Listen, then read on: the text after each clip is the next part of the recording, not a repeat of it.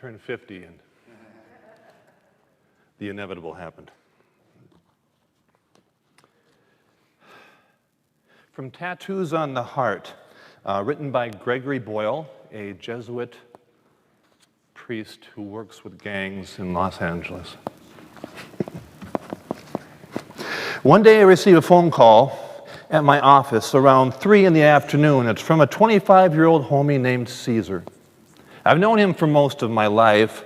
I can remember first meeting him when he was a little kid in Pico Garden during the earthquake of '87, when the projects had become a tent city. People lived outside well past the time of any danger. Caesar was one of the many kids seeking reassurance from me. Are we going to be okay? Is this the end of the world? I spent every evening of those 2 weeks walking the tents, and I always associate Caesar with that period. He's calling me today because he's just finished a 4-year stint in prison. Turned out earthquakes were the least of Caesar's troubles. He had joined the local gang since there wasn't anyone to chase his ass and rein him in. And at this point in his life, Caesar had been locked up more often than not. Caesar and I chit-chat over the phone, dispatching the niceties in short order. It's good to be out. I'd love to see ya. And then Caesar says, let me just cut to the cheese. This was not a spin on that I had heard of before. You know, I just got out of the Pinta and I don't have a place to stay. Right now I'm staying with a friend in his apartment here in El Monte, away from the projects and the hood and the homies. I don't got no clothes. My lady, she left me and she burned all my clothes. In some kind of anger toward me, I guess. I'm waiting for him to cut to the cheese. So I don't got no clothes. Can you help me? Sure, son, I say. Look, it's 3 now. I'll pick you up after work at 6, and I drive to the apartment at the appointed hour, and I'm surprised to see Caesar standing on the sidewalk waiting for me. I'm used to searching for homies when asked to retrieve them. I guess you might say Caesar is a scary-looking guy. It's not the fact that he's large and especially fresh out of prison, newly swole from lifting weights. He exudes menace. So there he is, standing, waiting for me. And when he sees me, this ex-con does this bouncing up and down, yippee-skippy, happy to see you, hand-clapping, gleeful jig. He flies into my car, throws his arms around me. When I saw you right now, gee, I got all happy. There was some essence to him that hadn't changed from the child, wanting to know that the world was safe from earthquakes. We go to JCPenney. I tell him he can buy $200 worth of clothes. In no time, his arms are filled with the essentials, and both of us are standing in a considerable line to pay. All the other customers are staring at Caesar. Not only is he menacing, but he seems to have lost his volume knob. People can't help but turn and look, though they all take great pains not to. Hey, Caesar says in what you might call a loud-ass voice, see that couple over there? I'm not the only one who turns and looks. Everybody does. Caesar points to a young couple with a tiny son. Well, I walk up to that guy and look at him and I said, hey, don't I know you? And he grabbed his little Marito and shakes her head and said, no, we don't know you, and looked all panicado. And then the other one looked at me like he's going to have a cardiaco and shakes his head. No, we don't know you. And then I looked at him more closer and I said, oh, my bad. I thought you were someone else. And they got all relaxed when I said that. He takes a breath. I mean, damn, gee, do I look that scary? I shake my head no and say, yeah, pretty much. The customers can't help themselves and we all share a laugh. I drop Caesar off at a friend's apartment and he becomes quiet and vulnerable, as frightened as a child displaced by shifting ground. I just don't want to go back. I'm scared. Look, son, I say to him, who's got a better heart than you? You have what the world wants, so what can go wrong? We say our goodbyes, and as I watch him walk away alone, I find his gentleness and disarming sweet soul a kind of elixir. And at 3 in the morning, the phone rings. It's Caesar.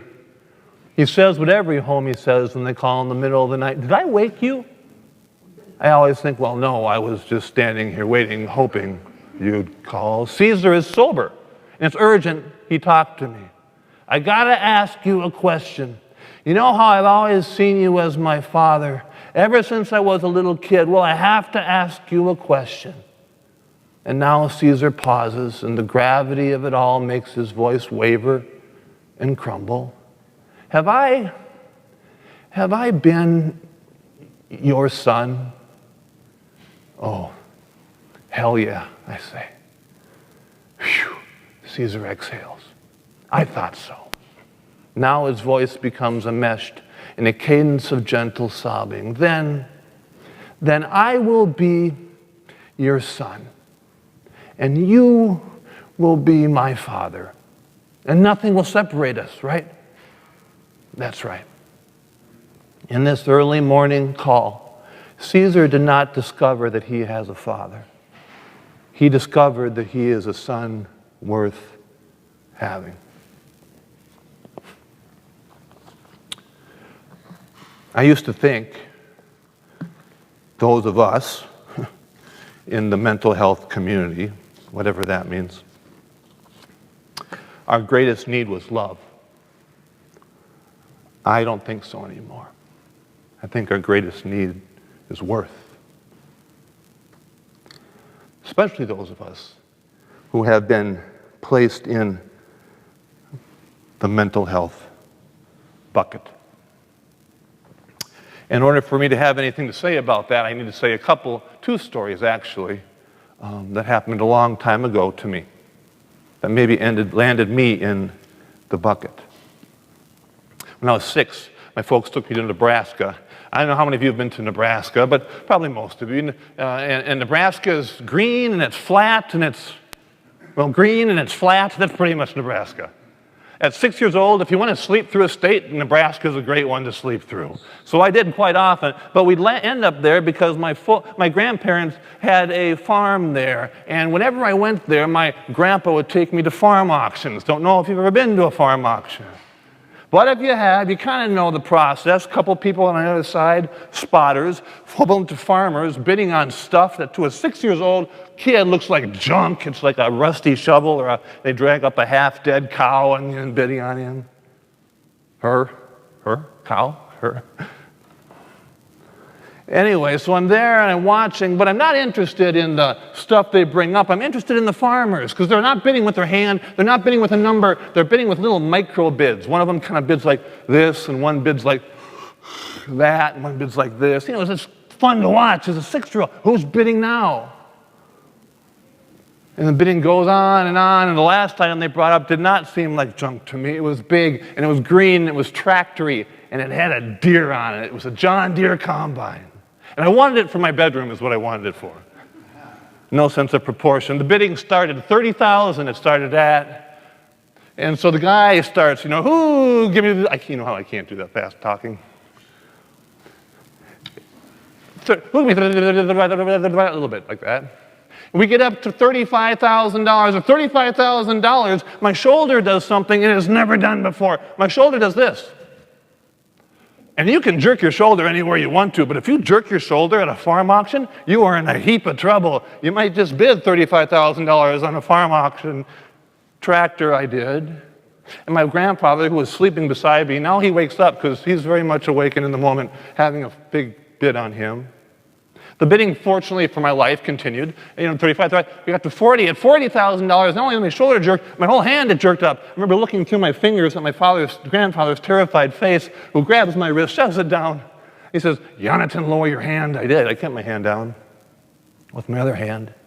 On the way back to Minneapolis, I'm lying in the back of the Chrysler family wagon there. But now, I'm not just once in a while, I'm constant. I looked over at my shoulder, and it's like I'm a puppet on the end of some kind of weird puppeteer's string. He's going crazy with my shoulder.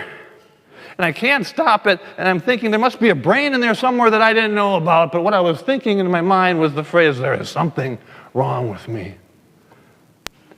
And I got back to Minneapolis, and that tick, which of course is what it is, a tick, from Tourette syndrome, which is one of the things I have, Tourette syndrome. That one tick turned into two, getting ready to look in the mirror for school the next day, and eyes started to blink, mouth started to pop open, head started to shake, arms were popping in and out, stomach was tense, and 9 ticks all came at the same time. I was in constant motion, but it was okay, because I was 6 years old, and when you're 6 years old, everybody's weird. They just are. Kids crawling into desks, kids crawling on top of desks, kids crawling underneath. They're just all over the place. I was just the moving boy.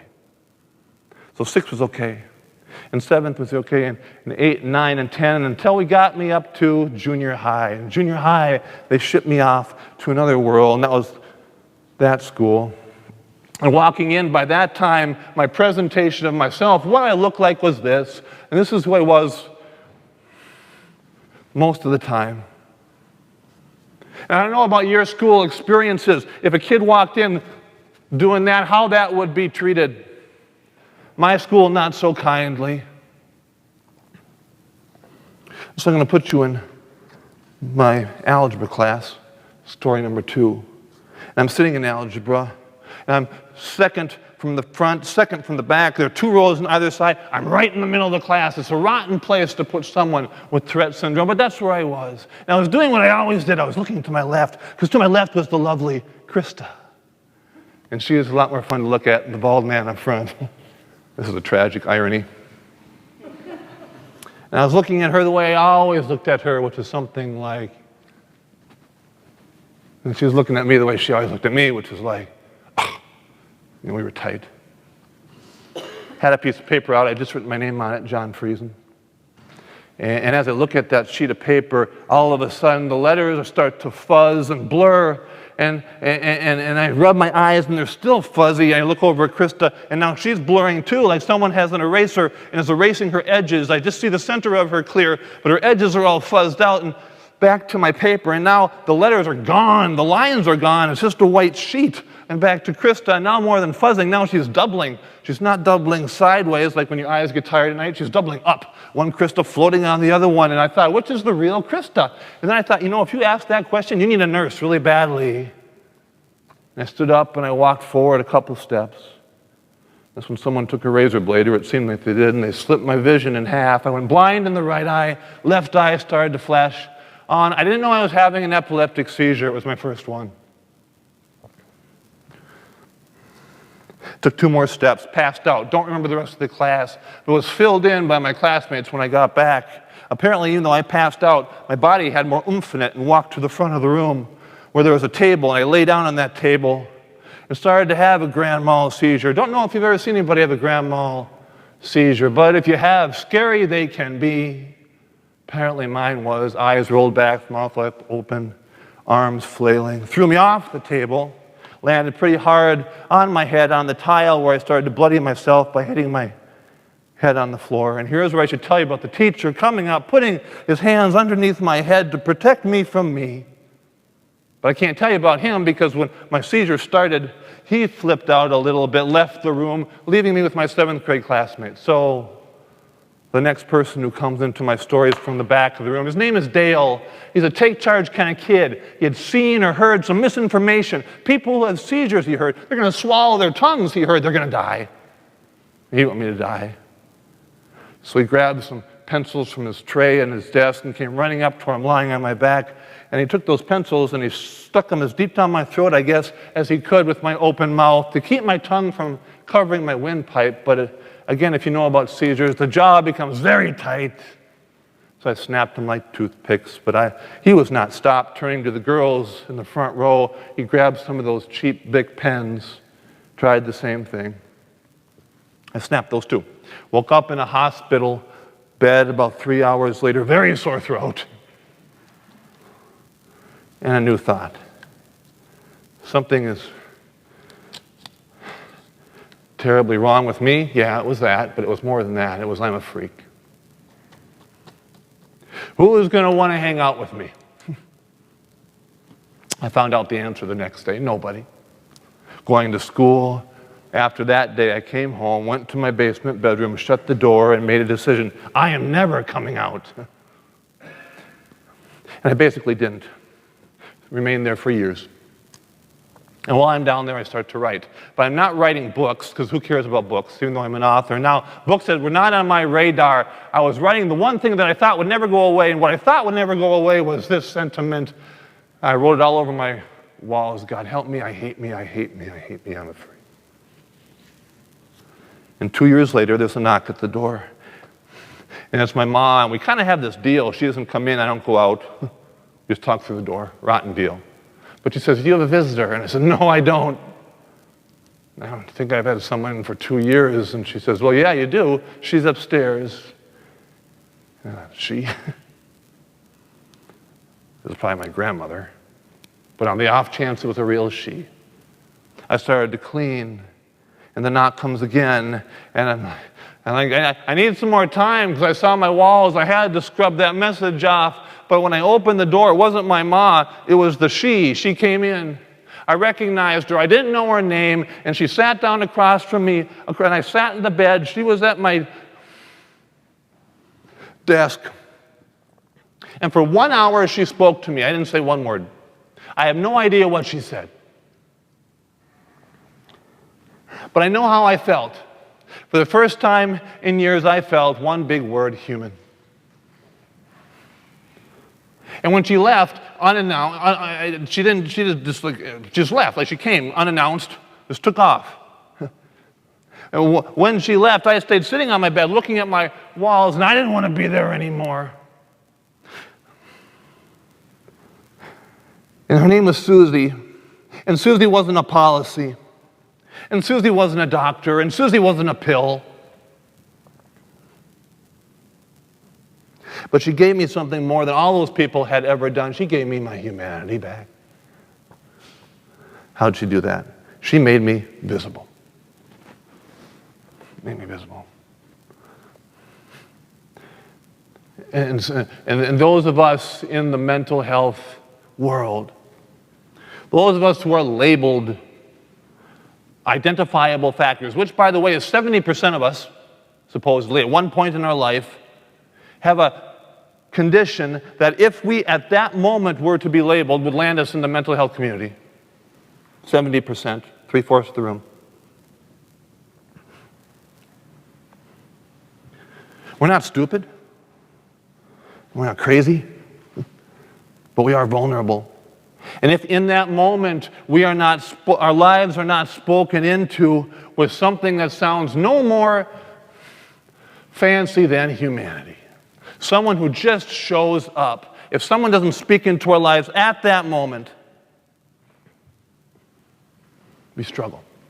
And so when I hear news stories, and it turns out that at the heart of the news story, we kind of we land on the fact that whoever was the wrongdoer in the news story had a mental health disorder. We land there somehow. It's as though we start here and the people, first there's the grieving, and there should be. And then there's the questioning why, and maybe there should be. And then we get over to here and it comes out, well, the person had a mental health disorder. Oh, okay. The news has now arrived at the solution. We have figured it out. The person has a mental health disorder. Okay. Story leaves the cycle. We solved it. Mental health. When I hear stuff like that and I see what happens when we land there, in my mind, I don't think of just that person. I think of the surrounding network around that person who throughout had no Susie to come into the room. That makes me weep. Because I don't even know what she said. I just know she came. I just know she came. And when you're thirsty and someone gives you this much water, it tastes really, really good. You don't need a glass. You just need a sip. And so I read this story about Caesar. He got a sip that night. And I don't know what happened to the rest of him, but I bet it changed his life. I got a sip. And all of a sudden I'm out of that room. And I'm a special ed teacher, hopefully giving other people sips. Like you're going through your lives, doing what you do. Hopefully giving people sips. And you don't know which are the 70% at this moment. We don't know that. We don't wear buttons that say, I am a mentally ill person. But you know what we wear buttons that say I'm human, essentially.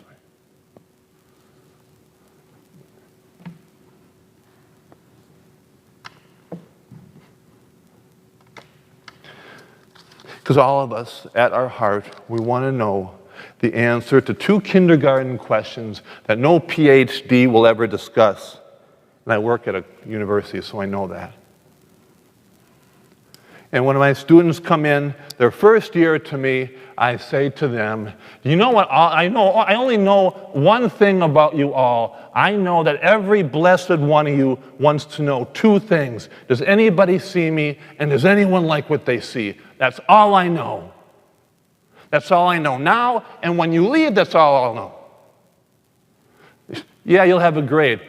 Yay. That's what I know about you, because that's what I know about humans.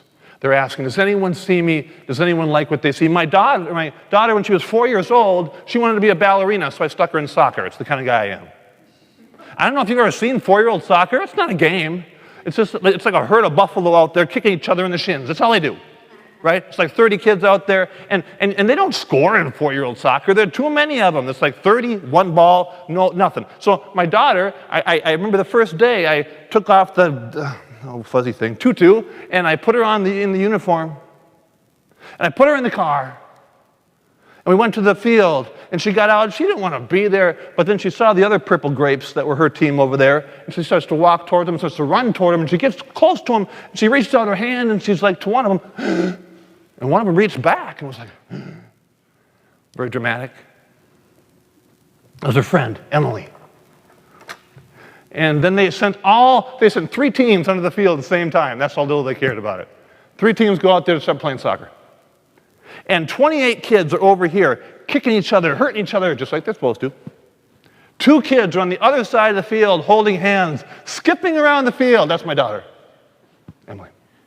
First game she skipped. Second game she skipped. Third, fourth, fifth game she skipped. Thank goodness there are only 6 games in a season because I can't handle any more skipping.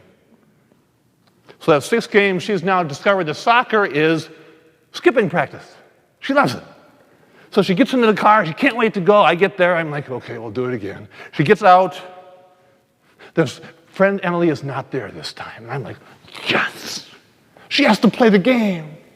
So she goes to the center of the field. She looks lost. No one has scored all year. 0-0 every game.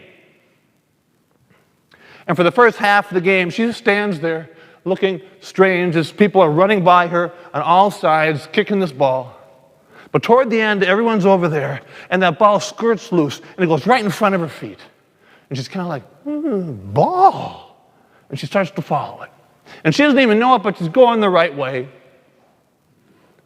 And I'm starting to get puffed up, because I know my daughter is going to score, because that goalie is sitting down, turned the wrong way, picking grass is what he's doing. Right? Big goal, small boy. He won't even know what passed him. And she gets about 10 feet from the goal there, and she stops the ball.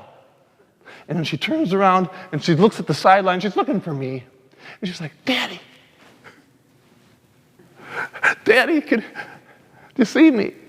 This is what she says. And I'm like, I see you. Kick the ball. Just kick it. She's like, okay.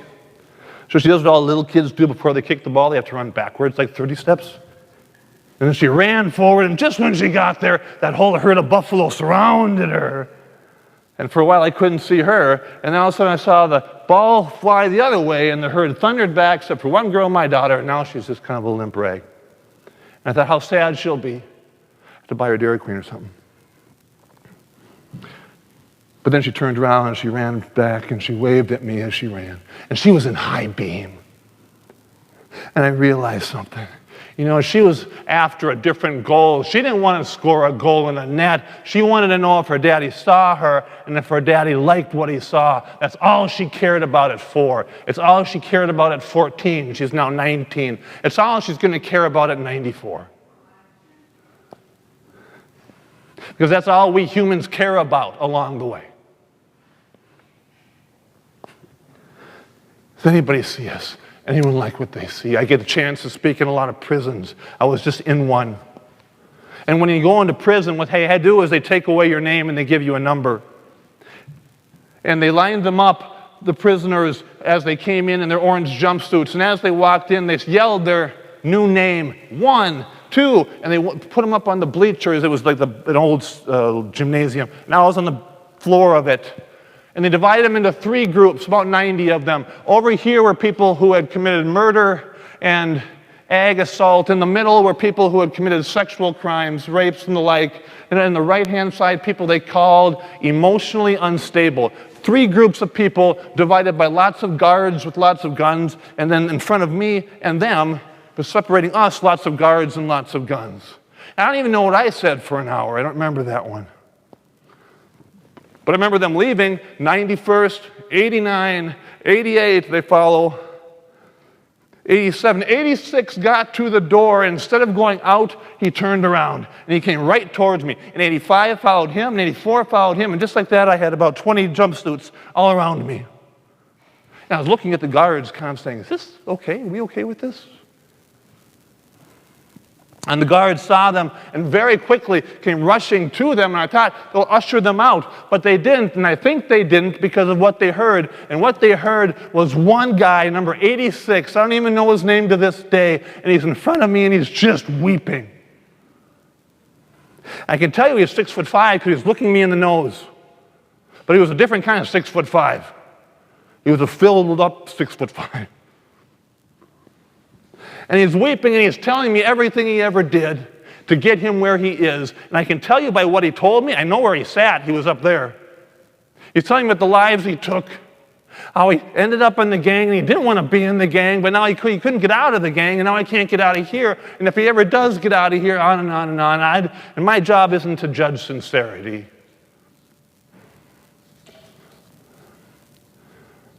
But I tell you, I turned into a priest myself that day.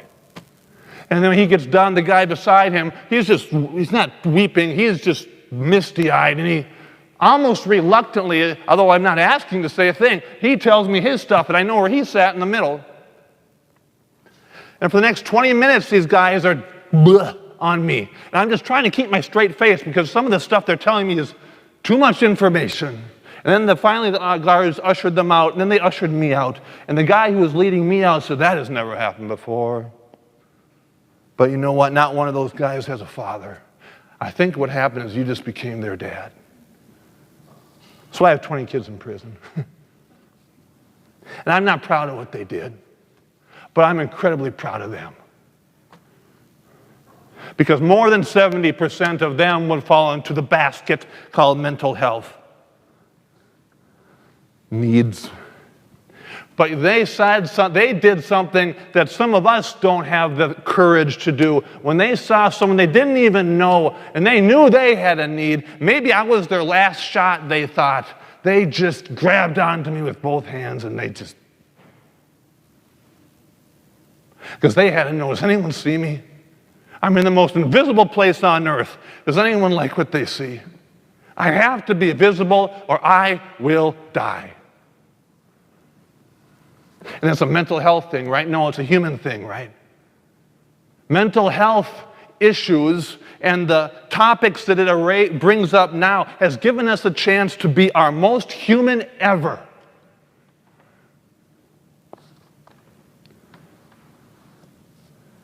There is no other. There is no person with mental health. What is that? They think? They hurt? At times, life has given them more than their brains can bear. Who isn't that?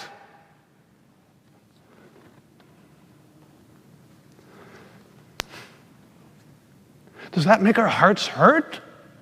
If we're human, it's yeah.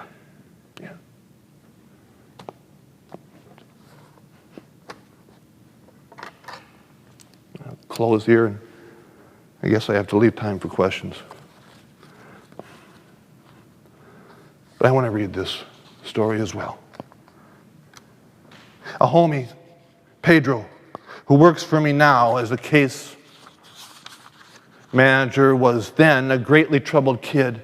Filled with a measured rage and a resentment, he submerged beneath the first heavy drinking and then crack cocaine. Pedro, among the gentlest and most kind-hearted of homies, disappeared eventually into his own netherworld of substance abuse. He was seemingly oblivious that he had left us at all. Daily, I'd see him and offer rehab. He'd gently decline with a sweetness that never grew defensive. Oh, thanks, G, but I'm okay. You never stop asking. And sometimes the no matter whatness of God prevails, and so it did with Pedro. I drove him to the rehab north of Los Angeles, and he began the long, hard, slow work of returning to himself. 30 days into his stay there, his younger brother, Jovan, enfeebled by similar demons and displaced in the same chemical dependence, did what homies never do. He put a gun to his head and ended his pain. Homies, more often than not, just decide to put themselves in harm's way when things turn bleak. They take a stroll into their enemy's domain. Gangbanging is how they commit suicide. And any shooter is never going on a mission, a foray into enemy territory, intending to kill, but rather hoping to die. Jovan's homies were unfamiliar then with this new language, so direct, bypassing the slow dance with danger that eventually gets you to the same end. I call Pedro, and he is, of course, devastated. But since he is now 30 days sober, he allows the pain passage to his core, and he doesn't permit the hurt to waste time. He lets all the sadness in, and this is new. I've scheduled to pick him up for the funeral and make a point to emphasize I'll be driving him right back after. Of course, G, I want to come back here. I make that trek to the mountaintop, and I feel inadequate as he says that. I've come to value the trust the value of just showing up. Pedro is out front waiting for me, and we greet each other with a minimum of words. We hop in the car, and any worry I have about what to say gets punctured by Pedro's insistence to tell me about a dream he had the night before. It's a trip, G. I had this dream last night, and you were in it. And in this dream, Pedro and I are in this large, empty room, just the two of us. There are no lights, no illuminated exit signs, no light creeping in from under the doors. There are no windows, there's no light.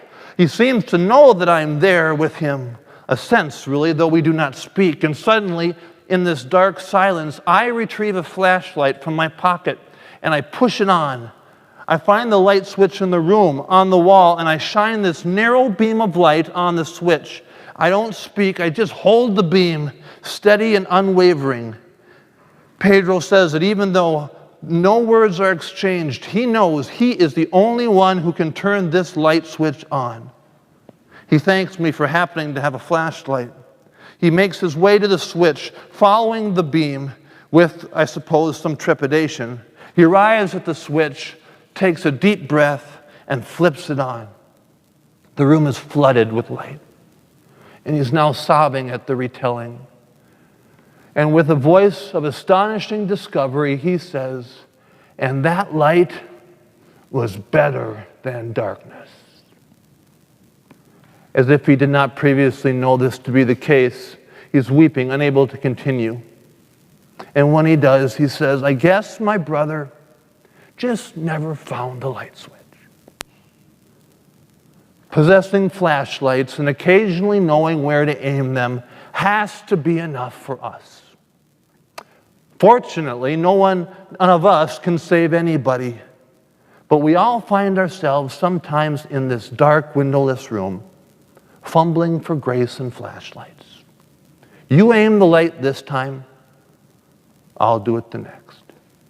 And you hope and you wait for the light, this astonishing light.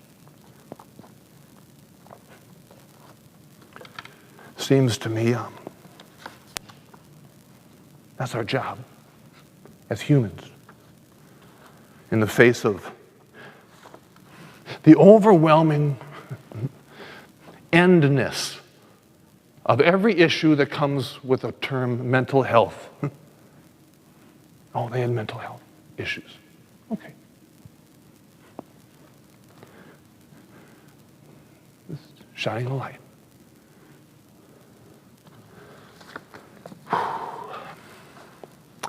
Looking at the time, it's 12:42. I think I was supposed to stop at 12:30. My apologies. But if you do have any questions, any thoughts, because I welcome your thoughts as much as I welcome your questions.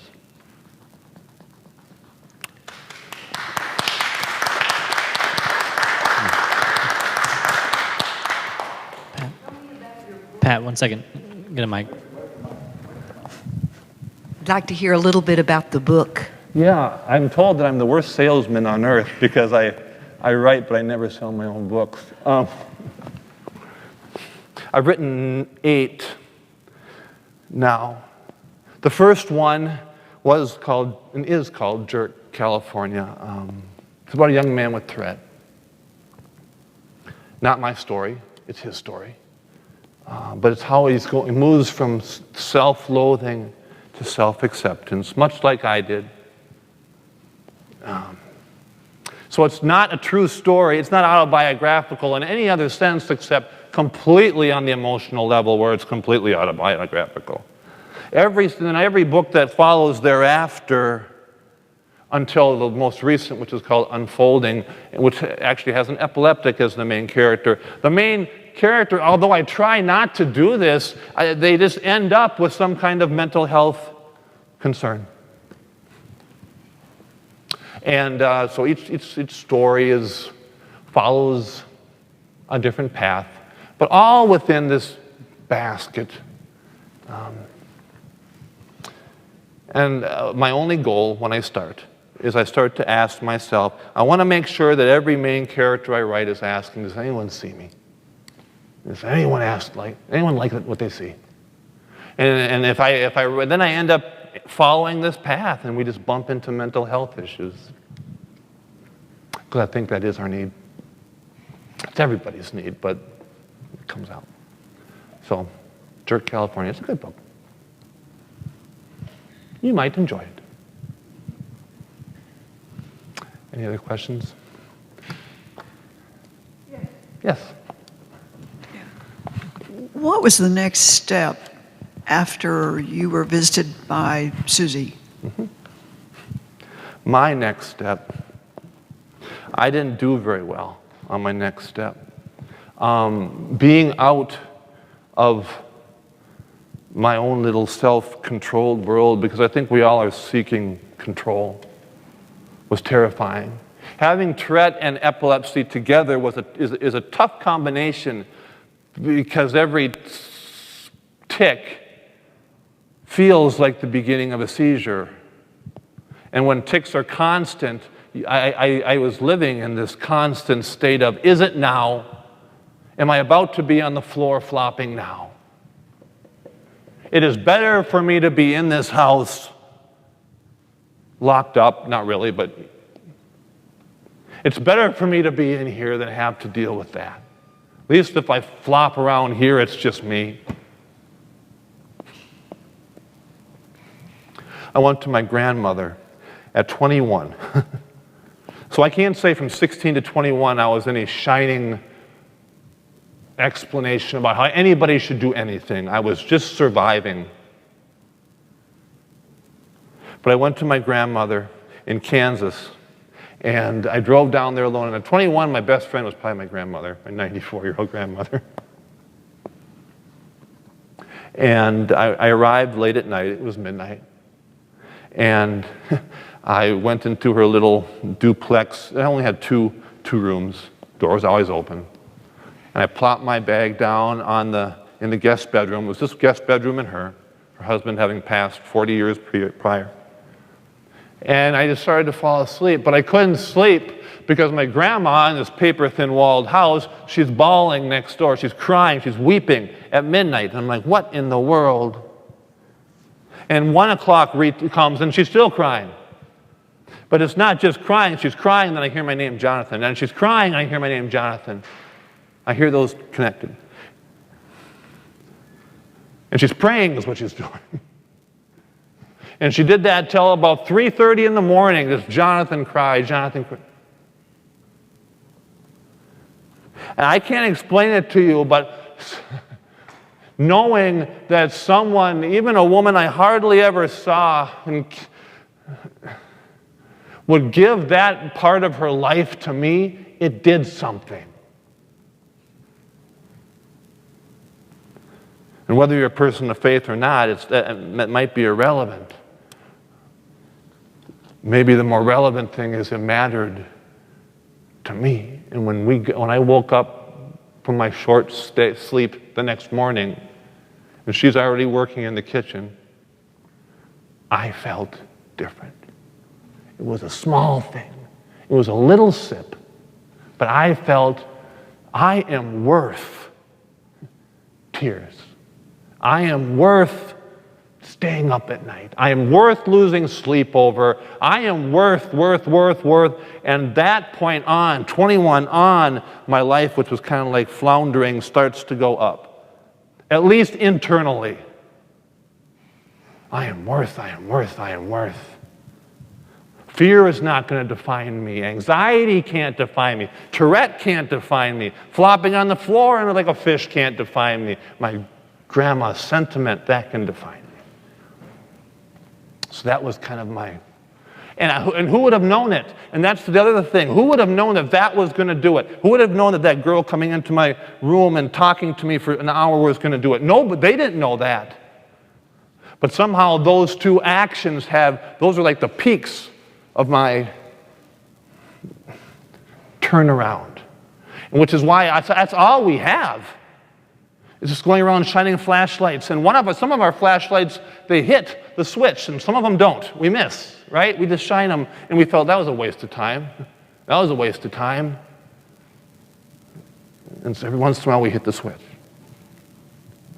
So that was a big moment for me. Jonathan, thank you so much for coming to Arkansas, telling your story. Thank you for coming out, and we hope to see you at the next one. Thanks. Thank you.